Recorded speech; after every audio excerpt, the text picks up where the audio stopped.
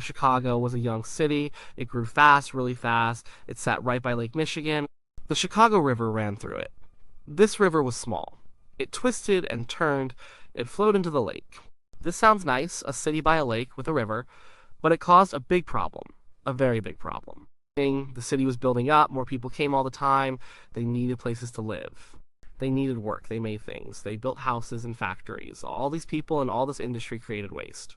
A lot of waste. Where did it all go? Well, it went into the Chicago River, and from the river, it went straight into Lake Michigan. Think about it. The lake was the city's main source of drinking water. People would take water from the lake to drink, to cook, to clean. But the river was dumping sewage and factory waste right into that same lake. It was a terrible mix. It was like drinking from a toilet. People got sick, very sick. Cholera and typhoid fever were common. These diseases spread quickly. Many people died. Whole families could be wiped out. The city was growing, but it was also dying from its own waste. The situation got worse with every new person who moved to Chicago. The river just couldn't handle it. It became an open sewer. The smell was awful. You could smell it far from the riverbanks. It hung over the city. It was a constant reminder of the problem. People complained. Doctors warned everyone. But what could they do? It seemed like a natural fact. Rivers flow to lakes. Waste flows with the river. They tried a few things. They built small sewers to try and move some waste away. But these often just pushed the problem somewhere else, or they still ended up in the lake. They even tried extending water intake pipes further into the lake. They thought if the pipes were far enough out, the water would be clean. But the lake's currents carried the polluted water right back to the intake pipes. It was a temporary fix at best. It didn't solve the core issue. The river was still flowing into the lake, carrying all the city's filth with it. The city also had another problem. It was low and flat. The ground was often marshy. It flooded easily. When it rained hard, the streets turned into muddy rivers. The sewage in the streets then washed into the river and then into the lake. It was a cycle of filth. Some parts of the city were even lifted up, literally jacked up onto higher ground to try and improve drainage. But this was a massive undertaking for buildings. It didn't fix the river problem. The air quality was bad. The water quality was deadly. Chicago was booming, but it was also a very unhealthy place to live. Something had to change. Something big. Something radical. The city needed a way to get rid of its waste without poisoning itself. The river was the key. But how do you stop a river from flowing? And if you stop it, where does the waste go then? These were the questions people asked. The problem was huge. It seemed impossible. But some people started thinking differently. They started thinking about doing something nobody had ever done before. They started thinking about reversing the flow of a river. They had to. The health of the entire city depended on it.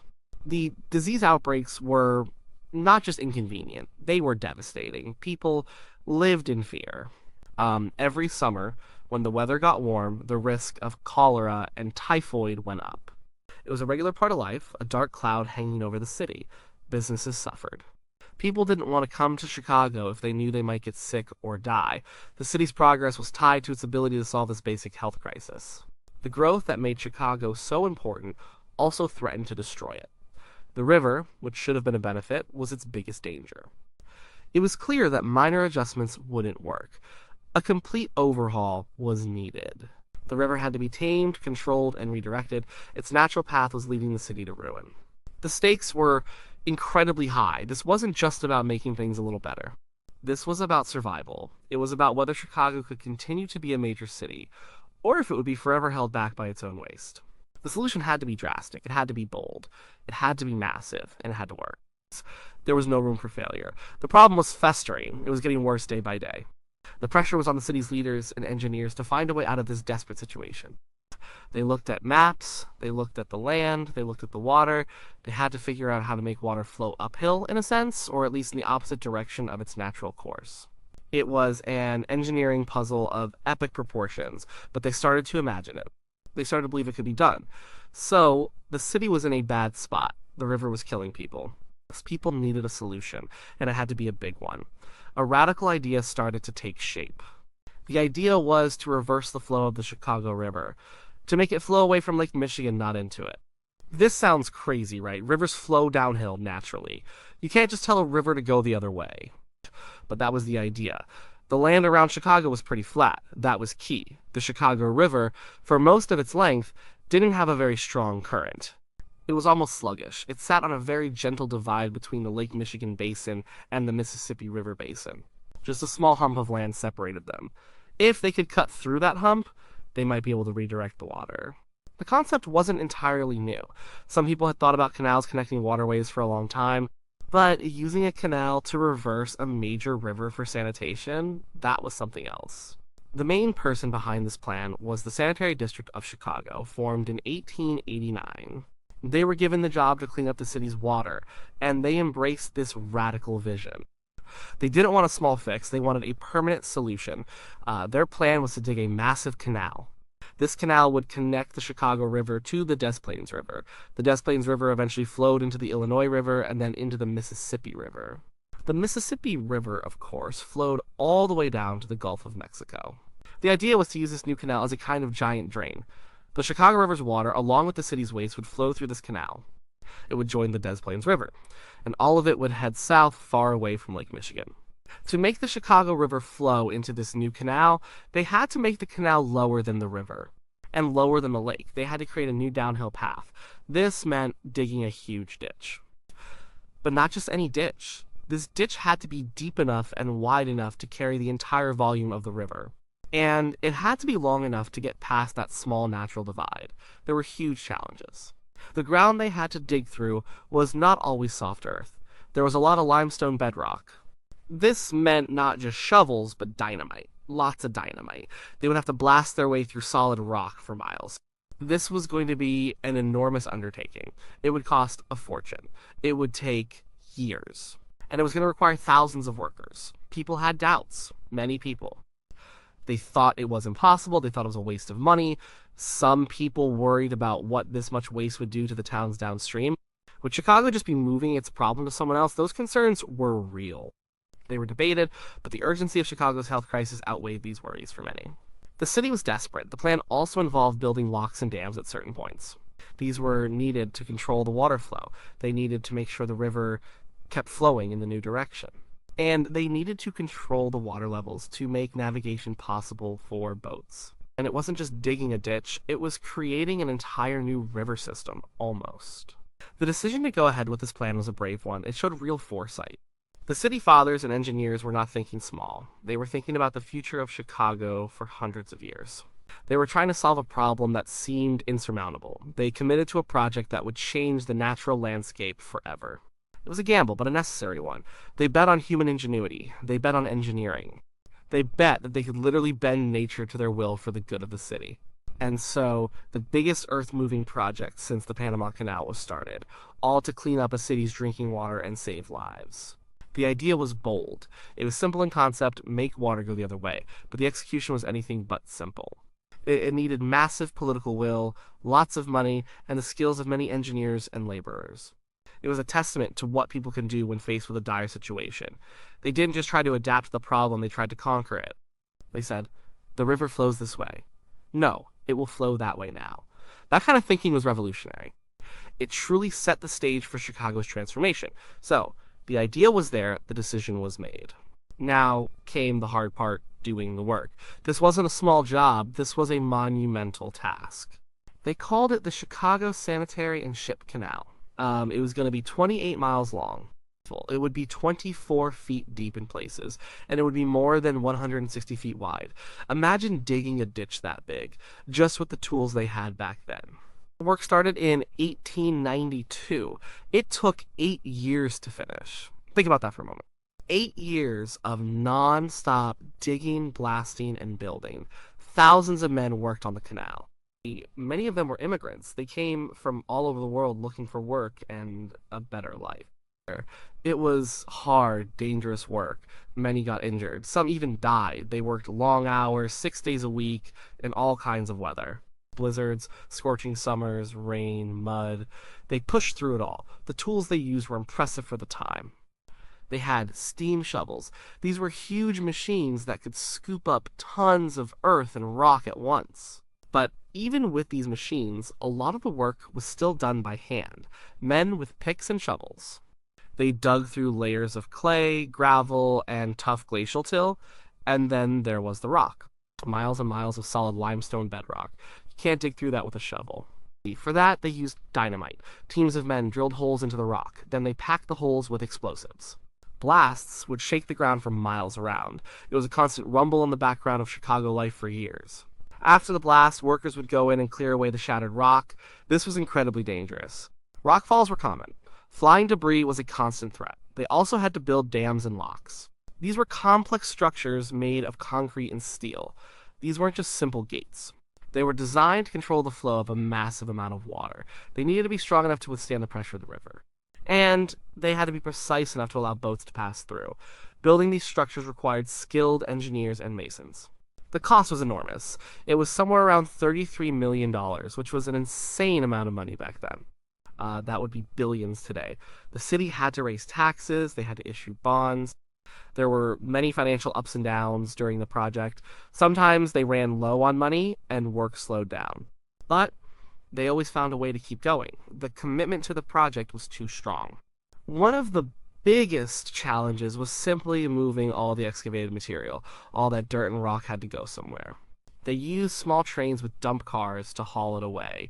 They created huge mounds of earth along the canal banks. Some of these mounds are still visible today, overgrown with trees. They stand as silent monuments to the sheer volume of material that was moved. The project changed the landscape significantly. They didn't just dig a canal, they also straightened parts of the Chicago River itself. They made it deeper, they made it wider, they prepared it to carry the city's waste efficiently. This also involved moving bridges and changing shorelines. It was a complete overhaul of the city's main waterway. This was more than just an engineering project. It was a social project. It employed thousands. It brought people together from different backgrounds, working towards a common goal. It was a symbol of Chicago's ambition and its determination to overcome its problems. The work was slow, grueling, and dangerous, but it was steady. Day after day, year after year, the canal took shape. Each blast, each scoop of a steam shovel, each swing of a pickaxe brought them closer to the day when the river would finally flow in a new direction, away from the life-giving lake. It was a massive effort, a true testament to human will and labor. Finally, after 8 long years of hard labor, the canal was ready. On January 17, 1900, it was time. They were going to reverse the river. This was a moment of huge importance for Chicago. People gathered to watch. There was a mix of excitement, relief, and maybe a little bit of anxiety. Would it actually work? They opened the gates. Slowly, steadily, the waters of the Chicago River began to flow into the new sanitary and ship canal.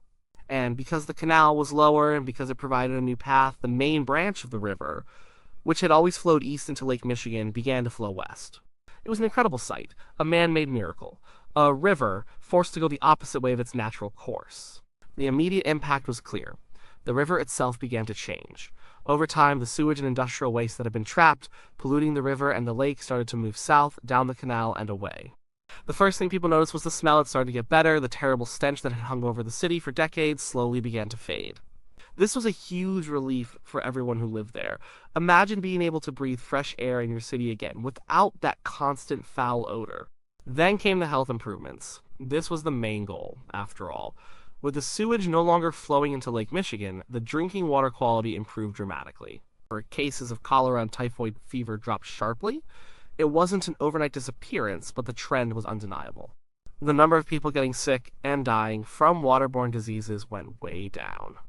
The city became a much healthier place to live. It saved countless lives. It allowed Chicago to truly flourish without the constant threat of disease hanging over it. But the reversal wasn't just about sanitation, it also had a big impact on navigation. The canal was designed to be a ship canal too. It connected Lake Michigan to the Mississippi River system. This opened up new trade routes. Boats could now travel from the Great Lakes all the way down to the Gulf of Mexico. This was a huge boost for Chicago's economy. It solidified its place as a major transportation hub. It connected the industrial heartland of America in a new and powerful way. Goods could move more easily, cheaper, and faster. The immediate reaction was mostly positive in Chicago. People were proud. They had achieved something truly historic. They had faced a massive problem and found a radical solution. It proved that human ingenuity could overcome even the biggest natural obstacles. It was a moment of civic pride. However, not everyone was happy. Towns and cities downstream along the Des Plaines and Illinois rivers were concerned, and rightly so. Chicago was sending its sewage their way. This led to lawsuits. St. Louis, Missouri was particularly vocal. They argued that Chicago was polluting their drinking water. This was a complex legal battle that went on for years, even reaching the Supreme Court. In Chicago argued that the dilution of the waste over such a long distance and the natural purification process would make it harmless. They also invested in some early wastewater treatment efforts over time. The legal battles were a reminder that big engineering projects often have consequences for others, not just the people who build them. Despite these issues, the reversal was a success for Chicago. It solved the city's most pressing health crisis. It allowed the city to continue its rapid growth without poisoning its population. It cleaned up the immediate environment. The river that had been a source of death now became a path for trade and a healthier environment. It showed the world what was possible. It was a huge triumph of engineering and public health. And it changed the face of Chicago forever. The dirty, deadly river was tamed, and its destructive flow was turned away from the city's lifeblood, Lake Michigan. It was an immediate and profound change for the city. The reversal of the Chicago River was a huge event. But its story didn't end in 1900. The long-term consequences and its legacy continue to shape Chicago and its relationship with water. First, the long-term health benefits for Chicago were undeniable. The city's growth continued without the constant threat of waterborne disease epidemics. This allowed Chicago to become the major metropolis it is today. Without clean drinking water, that kind of growth would have been impossible. The feat secured the city's future, but the canal system also brought new environmental challenges. While the river no longer polluted Lake Michigan, it sent that pollution downstream. This led to decades of legal battles and environmental issues for communities along the Des Plaines and Illinois rivers. It forced Chicago to keep improving its wastewater treatment. Over the years, the city built massive wastewater treatment plants. These plants cleaned the water before it's sent downstream. This was a necessary evolution of the original plan, recognizing that simply moving the waste wasn't enough. Modern technology and understanding of ecology showed that just sending it away was only a temporary fix for the entire region. The river itself changed in big ways. For many years after the reversal, the Chicago River was still heavily polluted, just flowing in a different direction. It was an industrial waterway, a sewer, and a shipping lane. But in recent decades, there have been massive efforts to clean up the river. Today, it's much cleaner than it was. Fish have returned. People use it for recreation, kayaking, boat tours, even fishing. The river is now seen as an amenity, not just a drain or a shipping path. This is a huge shift in how the city sees its river. The original reversal made this long-term cleanup possible. If it was still flowing into the lake, cleaning it would have been an even more difficult and urgent task, as it would directly impact the drinking water. The canal system also created what we now call an unnatural connection between the Great Lakes Basin and the Mississippi River Basin. This connection allowed invasive species to move between the two systems. Asian carp, for example, are a big concern right now. They could make their way from the Mississippi River system into the Great Lakes, causing huge ecological damage. This is a direct, long-term consequence of the canal. Scientists and engineers are still trying to figure out how to manage these invasive species without closing the canal, which is still important for shipping and wastewater. It shows how one solution can create new problems down the line. The legacy of the river reversal is complex. On one hand, it's a monumental achievement of engineering. It solved a critical public health crisis. It showcased human ingenuity and determination. It helped Chicago become a global city. It literally allowed the city to thrive. On the other hand, it also serves as a lesson in environmental responsibility. It taught us that you can't just throw your problems downstream without consequence. It pushed for the development of modern wastewater treatment. It forced us to think about the broader ecological impacts of our actions. Today, the Chicago River is famous for its reversal. It's a key part of the city's identity. Tourists take boat tours to learn about its history and see its unique flow. It's a working river, still used for transport, but also a cleaner river enjoyed by many. The green dyeing of the river for St. Patrick's Day is a well-known tradition, a celebration on a waterway that once carried only filth. The original problem, the need to protect Lake Michigan, is still a priority. The lake remains a source of drinking water for millions of people. The commitment to keeping it clean, born out of that dire crisis, continues. The reversal was a drastic measure, taken when there were few other options. It was a testament to the fact that when faced with impossible choices, people can sometimes create impossible solutions. It was a bold move that paid off, even if it introduced new challenges that Chicago continues to manage today. It reminds us that solving big problems often leads to new ones, but sometimes the initial big solution is absolutely necessary for survival and progress.